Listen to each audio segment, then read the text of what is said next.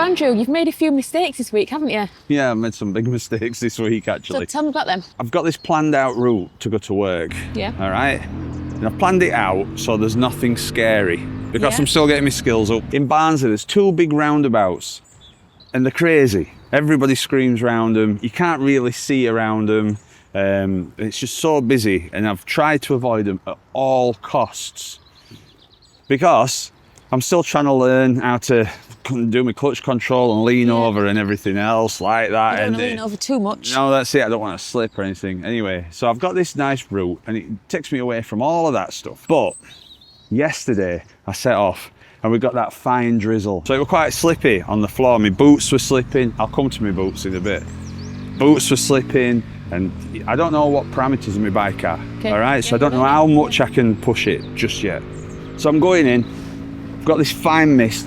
I don't know if you guys have the same thing, but you get this fine mist. It's worse than it proper raining because it's just like, it creates like a fog. Foam, yeah. Yeah. What can I do about the visor when it's raining? How do I stop it from being all Steaming like up that? with that. Now, I've got a pin lock. So the fog on the inside should have been sorted out, but I'll get to that in a bit. Moving along, I've got all this and I get almost to where I need to be.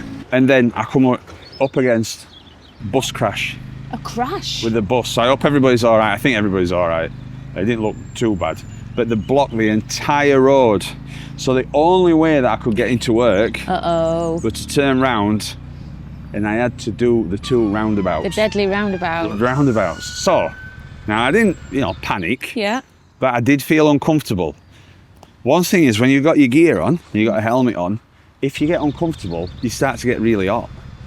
Were you getting hot? I was getting hot. I couldn't see. What? I could feel myself sweating. I got up to the first roundabout and it's like a blind corner. Yeah. All right, you can't see what's coming round. It's on a hill start. I'm just You're right. steamed I really need to think, so I'm concentrating. But the pin lock's supposed to stop it from steaming up. It creates like a double layer. But it didn't work. Well, it did, but it's not perfect. Am I right? I don't know. I might not have installed it properly, but I started to get a little bit of fog. So I've got this mist on front and big fog there. roundabouts. Now, if you lift your visor, then you've got no eye protection. When everybody's coming round, Yeah. they're knocking stones up. So I had to persevere a little bit. Anyway, I did the first one. I got round that. It's a bit of a tight corner. I'm aware of it. I'm aware of it being wet. Now, I've been told that when it's wet, you should wait half an hour for it to wash off any of the debris, any of the oils, all that type of stuff. But this fine rain, it weren't creating enough to wash stuff off, so that's in me. Then I ended up in the dual carriageway. Never done the dual carriageway before, so I can feel myself Just taking your time. trying to, but obviously it's Traffic's pushing you, isn't it? one other element, Yeah. rush hour. Hour, yeah. I got to work at different times each day, so I've got rush hour in So that's Barnsley. forcing you to go faster then, isn't it, really? Yeah, that's it. So then I come round the second corner. This is the second roundabout. It's a bigger roundabout, but it's a faster roundabout. I get round that. Luckily, the traffic gods were on my side because it weren't as bad as what it could be.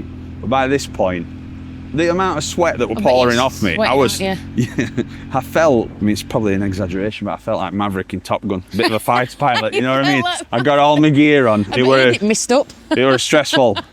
I bet he didn't want missed. It was a very, very stressful. Good for you. Maybe you're forced into that. You know, it's a good thing. This is the other side of it. So now, because I've done it, I ain't got that fear of going down. Yeah. So doing my normal route now feels pretty easy. Yeah. So I know I've got like older experienced riders that watch this, but I know that there's a lot of you that are doing your CVT as well, or you're just getting into it. And what I'd say is, after that experience, obviously as long as you do it safely, just try and push yourself a bit, because you can spend all your time in car parks and on so will you do it today? No. Oh, you're not going to do it today, really? No, I'm not going to do it today. It were an epic failure, really. And the epic failure in that is that I hadn't planned to do it. So I think you really need to put yourself into positions before you have to be in it. Okay. There was no other way I could have got there. But you did it? From doing it. I did do it, yeah. Yeah. I did do it. But it wasn't the most comfortable ride. Right. It brings you to another thing. Yes. Oh. Bikes, Yeah. they're addictive because there's a bit of an element of danger to them. it's like a bit of a rush. You know, you do you it. feel that rush then, do you? Yeah, I mean, I know that people are going around corners at speeds that we'll not talk about, but for me, just doing a roundabout in town were a rush.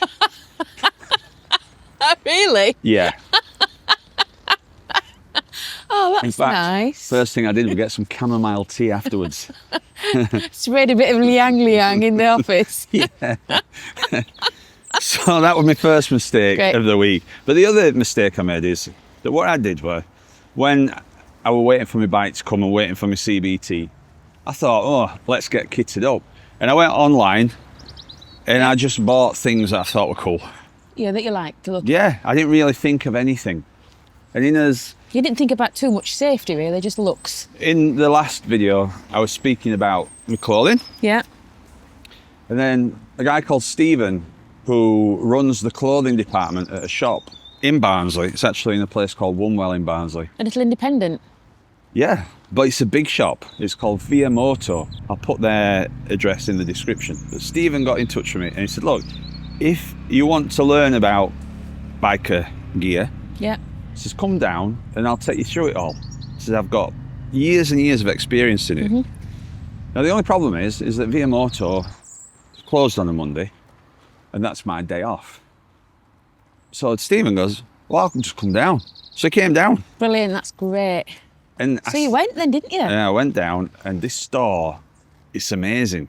I haven't been in a lot of motorbike stores, but it's definitely the biggest choice for going in and seeing stuff. Or worth a visit. If you're local to Definitely in Barnsley, if not far around. But Stephen was saying he's worked in all the major shops around here. Yeah. So he took me through helmets. I just bought an helmet. I got that helmet. It's actually a good helmet, that though, isn't it? No. Well, like, it mists up. It mists up. Well, that's the pin lock. It's not that. Oh, right. But it's not about that. It's how it's made. So to be fair, I forgot most of what he told me, but he was showing me why helmets are more expensive. And if I upgrade the bike, that's got to go, that helmet. So I'm going to go and speak to Stephen on a regular basis because he's going to help me out. But help you upgrade your stuff. Yeah. So this week, obviously it costs money. Yeah. It's quite expensive.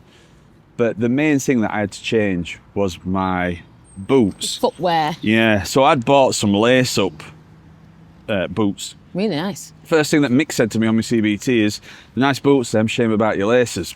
I didn't even realise Didn't know what he meant, he did were you? on about. But the problem with them is that you get them caught on your pegs. Of course Only you do. slightly. It makes sense, doesn't it? Well, it does make sense, but you can get it caught. Or when you're trying to put your stand down or anything else. If you get caught like that, you put your stand down, you're going to go one way and Yeah, drop not your good. bike. Yeah. So I don't want that. But So you got some new boots then? I've got some new boots. Now, I bought these, so it's not sponsored. I bought them with my own money, and I'm going to give an honest review of them. So I've invested a bit of money in them. The Alpine Stars, How high up did they go? up to here. Look at them bad boys. We're having a rodeo. You've noticed you've scuffed them. Well, that's because of the pegs, isn't it? So they do get scuffed. So they are scuffed, yes. But I've been riding them all week. And how do they feel? All right, so I'm back at the car park to do some more manoeuvres. So they're feeling really comfortable. The only thing I would say is that they are quite stiff. So I just need to wear these in a little bit.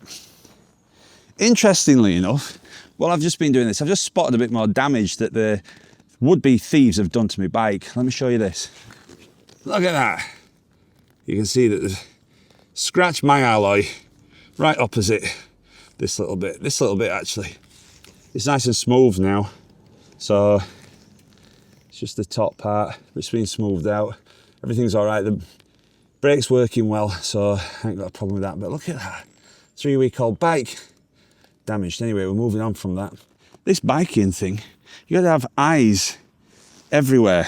We all know that. You got to be super observant, but for things that you wouldn't even expect. Look at this, what's just in front of my wheel. That's my wheel. What? I'll get that out of the way. Feels really stiff on my foot. So when I go for my brake, I don't know if you can see there, I don't know if I'm putting my brake on or not. I think I am. Taking me a bit of getting used to this, if I'm honest. You see there, I went into neutral because I can't quite feel it as well. It feels different, I just got to get used to it. But if I put my foot on the peg, I think I'm probably pushing down on the brake. So have I lost a bit of control? I think it's because it's so high up the boot on my ankle and it's stiff. It's what's causing me to do that.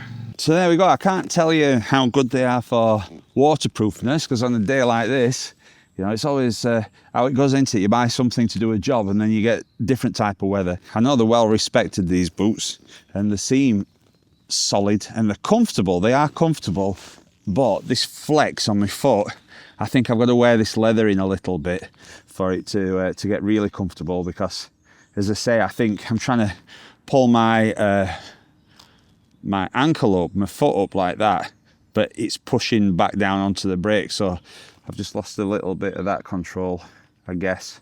If I move my foot, it might be a readjustment where I actually put my foot on the peg, or if it's going to be a problem, I know I can adjust my pegs. But so that's it. Can you believe it?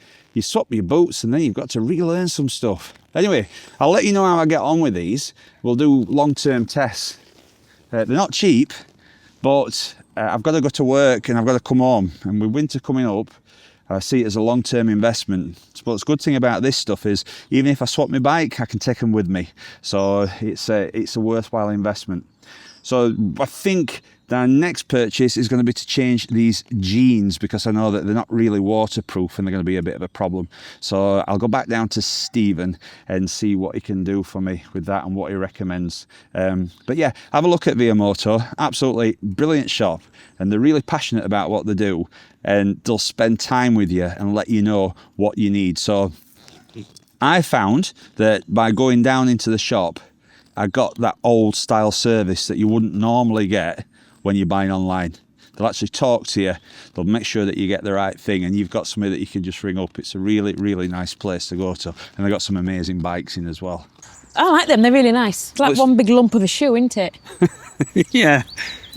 So hey, if you're in the market for some boots, why not buy Alpine Star Gore-Tex? One big lump of a shoe. Yeah, that's what it is. That's a great tagline, isn't it? Yeah. They sell loads. Thank you, Alpine Star. So you're trying it out this week? Yeah, but they do get. Far? So far, I've got used to them now. I think when you get used to them, these feel a bit more positive change. Are you going to wear them with shorts in summer? If you want me to. Other big news, I did one thing. What? For the first time. I filtered through traffic. Did you? I did. Were you that person? Yes, I was. It were down here, actually. And how did you feel about that? It was fine. You just got to be careful.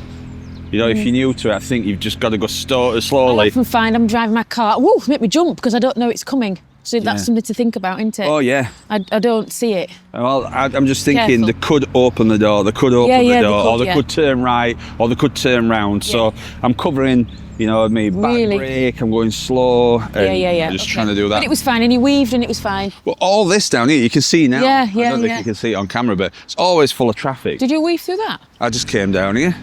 Did you? Yeah, I felt like a proper big boy. It's legal. No, if you do it at the right side.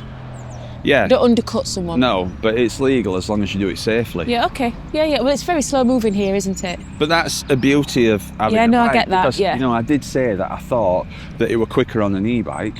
It probably still is, you know, because of gearing up and everything else. But if you're in traffic, compared to a car, if you're in town traffic like this, you can get around. So So you've done quite a lot this week then. You've had a good week. You've been shopping, you've been on the big roundabouts, you've been overtaking cars.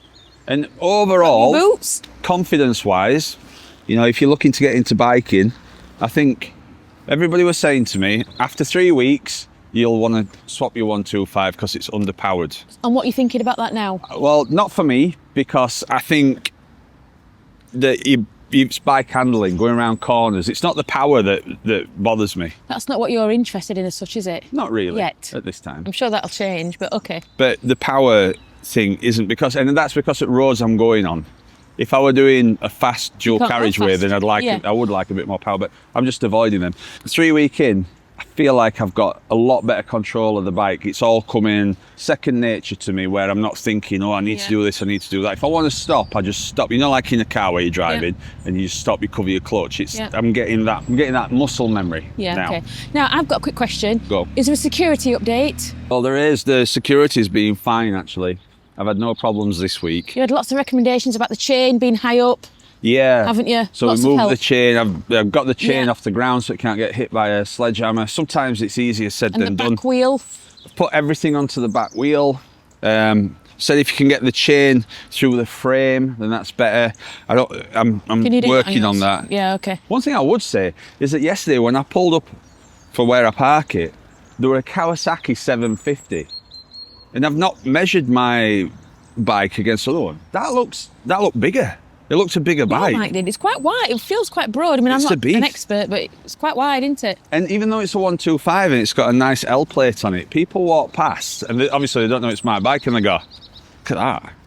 It's a good looking bike. It is, yeah. It's a really nice. Which bike. leads me to the last thing I want to say before we leave this video. The one thing that's troubling me is winter and salt on the road. So I need to look into something to address that. What do you mean? Apparently, salt and bikes, it just rots them. Oh, you mean it's not a safety thing? You mean the fact that the bike will get mucky? Yeah. Right. Okay. It's impractical for me to be rinsing it off after every use. If you get home too late, you can't. I know. Okay. So if you've got any recommendations for that, please let me know. And then I'll have a look into sorting that out because we want to preserve this beast of a bike. It's a lovely bike. How's it been for you? Great for me. I still a bit like, ooh, is he there? Is he there? Text me when you get there. A lot of texting going on. I'm here. Oh, God. That'll subside. That will subside, I'm sure. But yeah, you're enjoying it. You know, I'm thinking about, like, I quite like it, you see, but you know, it's too big. Well, if you too big for want me. to try it, then what I would say about Via Moto, going back to there, it's got a very big range Of what? of female clothing. Right. Because you were saying some bike shops, they only have a small section. Yeah. But it says if you want jeans, over trousers, jeggings, cycling jeggings. Okay. Well, one thing we've noticed actually with the comments is lots of ladies ride bikes. I know, yeah. We're quite shocked at how many comments have come from ladies. Brilliant though. It's fantastic. Yeah. And I think that's what's making me think, oh, there's a lot of ladies doing this. Yeah. I think I didn't realise that. Just No. thought it was guys. Just one last thing. There's so much to talk Yep. about, isn't there? Columbo. There's one more thing. One last thing is I'm in the process of sorting out my direct access. You wanted me to start in spring, Yeah. but I think if I can get on with it, I'm better off just getting it Because out you of the did way. say you wanted to practice. Have you changed your mind? I am practicing. I've practiced now. I'm ready for a big boy bike. From what I gather, I've spoke to a school. I've got an assessment to do for 2 hours on the bigger bike, On a big bike. on a 600. Woohoo! I think that's in a car park, so try not to wheelie that through an edge, Yeah. and then they'll let me do the other one. Didn't you So have a comment from a lady who, on her lesson, did a massive wheelie, and it was the biggest wheelie that the trainer had ever seen. thanks so much for watching. Please give us a comment, a like, and if you haven't subscribed, please do. That's us done. If you like motorbikes, and you also like motorhomes, or you just like motorhomes, why not look at a sister channel? There's a big sister channel, and that's St Christopher of Atlantis, where we tour the UK, not on a bike, but in St Christopher II, our motorhome. Anyway, until next time, see ya. Goodbye. Little by little, piece by piece, I take back what's been stolen from me. Little by little, piece by piece, until I'm complete.